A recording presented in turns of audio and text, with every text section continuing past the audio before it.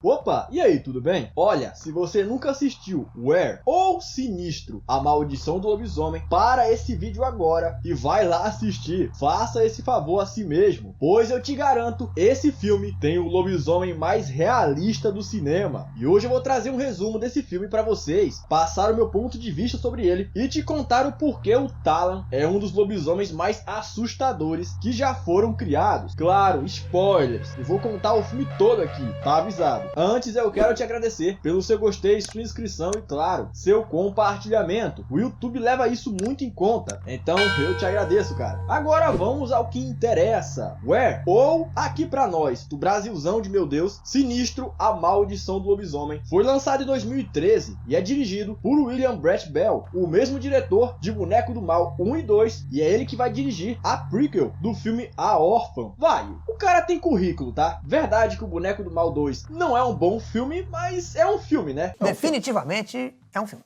Where começa com o depoimento de Claire Potter, a única sobrevivente de um ataque brutal na Alemanha. E tá aí, a primeira cena desse filme é uma que tu não vai esquecer jamais, pois o filme não mostra a coisa matando o pai e o filho, mas te deixa ouvir. E cara, o que vem na tua mente deve ser muito pior do que acontece de fato, porque o som que as vítimas fazem é muito angustiante. Após esse ataque, uma grande investigação começa, com repórteres de todo o país reportando esse ataque, só que a descrição da Claire, a sobrevivente, né, não é de um animal, e sim de um homem. Por causa dessa descrição, Talan Guinek é preso acusado de assassinato. E olha o tamanho desse maluco, com a única prova que incrimina o Talan é a descrição vaga da única sobrevivente. Catherine Moore se torna a advogada de defesa do Talan, e junto do Kevin e do Eric, eles começam a procurar uma forma de inocentar o Talan. É irônico como o investigador se chama Klaus Pistor, e é atuado pelo Sebastian Rocher. Só quem assistiu os originais vai entender essa. Quando a Kate, Kevin e o Eric vão até o Klaus para assistir o depoimento da Claire, a gente vê como ficou o rosto dela. E a descrição dela é bem clara. Alto, magro, todo peludo e era uma lua cheia. É impossível de você não associar a um lobisomem. Logo depois a Kate vai falar com o Talan. E é nessa cena que vemos o tamanho do Talan em comparação com as outras pessoas. O cara é gigante. Pela maneira como o Talan parece indefeso aqui, você até acha que ele é inocente, só que mesmo todo imobilizado, o filme consegue criar uma aura de perigo em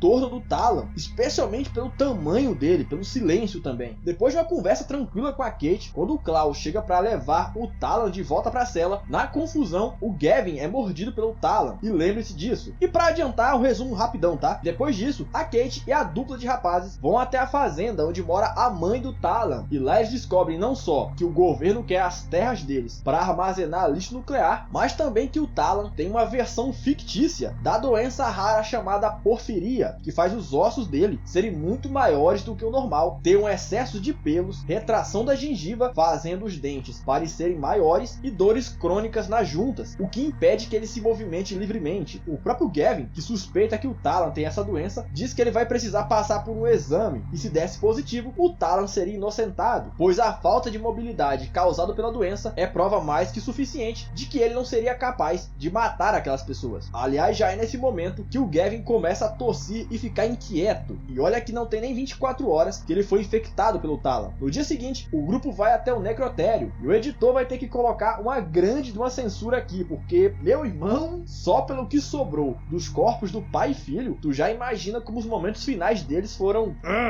pesado, velho. Depois de analisar os corpos, o Gavin conclui que é impossível para um ser humano fazer aquilo com outra pessoa, pois no corpo do pai tem uma mordida que nenhuma mandíbula humana conseguiria fazer. Depois de analisar e examinar o relatório da morte do pai do Talan, o Eric, apesar de ser um personagem bem pé no saco, traz uma coisa interessante. O pai do Talan tinha no sangue 15 vezes a quantidade normal prescrita de fenobarbital, o medicamento usado para prevenir convulsões. 15 vezes! Por mais que seja um detalhe bem simples, essas pequenas dicas no filme vão preparando a gente para a cena do laboratório, onde o Talan é exposto a um exame para saber se ele tem porfiria. Antes disso, numa fazenda próxima ao ataque, os policiais abatem um urso, que quase se encaixa perfeitamente na descrição dada pela Claire no começo do filme. No dia seguinte, com a certeza que o Talan não foi o responsável pelos ataques, Kate, Gavin, Eric e Klaus assistem o teste de porfiria do Talan. Olha a cara da mãe dele quando ela ouve que vão provocar uma convulsão no Talon. Ela já sabia que ia dar merda. O teste vai tudo bem. Aliás, tem uma cena envolvendo a extração de uma amostra de córnea que é agonizante, cara. Ai. Mas a merda fede mesmo quando luzes estroboscópicas começam a disparar a transformação do Talon. E na boa, ele não vai matar todo mundo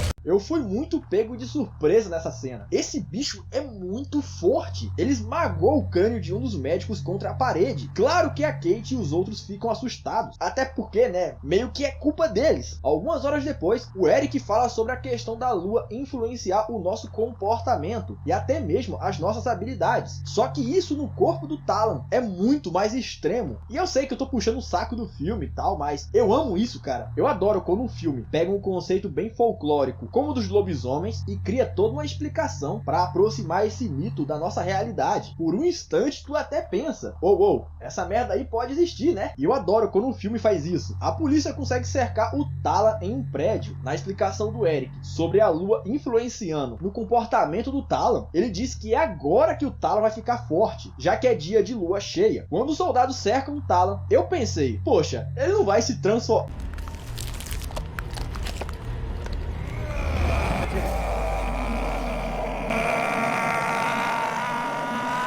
Essa transformação do Talon é simples, ele só realoca os ossos e ruge, ou melhor, né, grita, mas meu irmão, é muito bem feito. De novo, por um instante tu se pergunta, isso aí não existe não, né? Mano, o Talon destrói a equipe que foi enviada para batê-lo. Moleque, tem uma morte ali que, rapaz, o editor vai ter que cortar ou censurar, mas caralho, ele dobra o cara no meio. É muito impactante, porque como ele é um lobisomem mais realista, tudo que ele fizer de extraordinário é muito mais crível. Depois de fazer um massacre, o Talon se joga pela janela e cai intacto na frente da Kate e do Eric, e simplesmente teleporta. Essa cena é bem zoada. Bom, eu não falei do Gavin ainda, né? Ele começa a perceber que ele tá se transformando. Ele até faz um teste de córnea e ai, cara, coisa no olho é minha fraqueza, velho. Pro desespero do Gavin, a porfiria passou pra ele. Ou seja, ele vai se transformar em algo como o Talon. Depois que o Talon fugiu pra fazenda da mãe, a polícia e a equipe da Kate vão até lá. E depois de muito suspense, o Talon dá um baita susto na Kate, salta pra fora do celeiro, fugindo pra uma caverna próxima. Alguns minutos depois, um pouco antes deles irem caçar o Talon, a Kate percebe que o Gavin não tá normal. Só que o intrometido do Eric revela que ele foi infectado pelo Talon e tá prestes a se transformar em algo como o Talon. O Gavin até entrega uma arma para Kate, para ela usar contra ele caso for preciso. Inclusive aqui, o Gavin já começa a mostrar sinais de super força quando ele segura o braço do Eric, quase o quebrando. Depois de chegarem até a caverna, tomando alguns jumpscares, que eu odeio, diga-se de passagem, o Talon começa a matar um por um os membros da equipe do Klaus, até finalmente catar o parceiro do Klaus, inclusive como se fosse uma boneca. Mesmo depois da Kate negociar com ele, se é que dá pra dizer isso, o Talon não perdoa e finaliza o cara com uma mordida na garganta, sendo metralhado logo em seguida. Enquanto isso, na casa da mãe do Talon, o Gavin descobre que a senhora Gwinnett sempre soube da aberração que o Talon era, e o tempo todo escondeu isso. Ela até tinha uma cadeira para contê-lo quando ele se transformava. Ela até tenta matar o Gavin com um machado, mas os reflexos do Gavin já estão muito aprimorados. Antes do Gavin finalizar ela, a mãe do Talon fala com muito orgulho do próprio filho, dizendo que o Gavin jamais vai ser como ele. E então o Gavin destrói o crânio dela, e brutal, moleque. O editor, censura isso aí, pelo amor de Deus. Enquanto a equipe da polícia leva o corpo do Talon, o Gavin começa a perder o controle, até querendo cometer suicídio, mas não consegue. E finalmente se transforma, entre aspas, mas mesmo sem garras e olhos brilhantes, a aparência do Gavin ainda fica bem bestial. Para surpresa da Kate e do Eric, e a minha também, né? O Talon sobrevive e capota a ambulância que estava levando ele na força bruta. Depois ele começa a fugir, mas aí ele começa a correr de 4, indo a mais de 90 km por hora. A parte legal é que os personagens, especialmente o Eric, eles têm uma reação muito genuína. É um humanoide correndo de 4 a mais de 90 por hora. Qualquer pessoa ia ficar assustada ali. Uma pena que o Eric dá uma vacilada aí. O editor, censura isso aí, cara. Porque o Talon dá um fatality no Eric digno de Mortal Kombat. Moleque, ele abre a mandíbula do Eric. E quando o Talon ia finalizar a Kate, bom, pelo menos é o que parece, né? O Gavin chega e arremessa o Talon contra uma árvore. E meu irmão, essa luta é pura fúria. É dois berserkers se enfrentando. Olha, e não é à toa que eu citei os berserkers não. Realmente as lendas contam que os berserkers eram guerreiros tomados por uma fúria tão intensa que eles iam para a batalha e se atiravam contra os inimigos sem nenhum medo. Na hora que eu vi o Gavin com essa aparência, automaticamente eu me lembrei das histórias em torno dos berserkers. Bom, depois de uma luta até equilibrada, visto que o Talon é muito maior que o Gavin finalmente vence o Talon, supostamente o matando. Quando ele se aproxima da Kate, aparentemente querendo matá-la, ele a surpreende, pedindo que ela o matasse. Referência aí ao filme O Lobisomem, um clássico. Mas o arrombado do Klaus ainda tá vivo e dá um tiro na Kate, o que, óbvio, enfurece ainda mais o Gavin, se é que isso é